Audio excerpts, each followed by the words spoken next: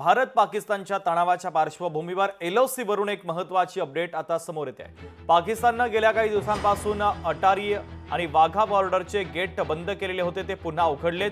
पाकिस्तान मध्ये भारतानं देश सोडून जा असे सांगितलेल्या पाकिस्तानी नागरिकांना आपल्या देशामध्ये घेण्याचं देखील बंद केलं होतं। आता सीमेवर ताटकळलेले नागरिक त्यांच्या देशामध्ये जाऊ लागलेत।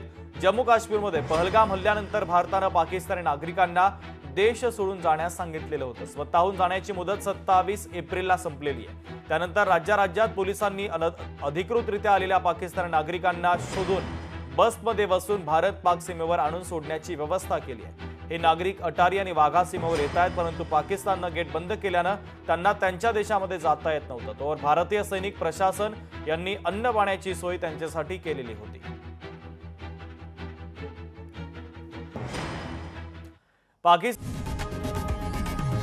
लोकशाही मराठी ऐका, पहा, जागरूक रहा।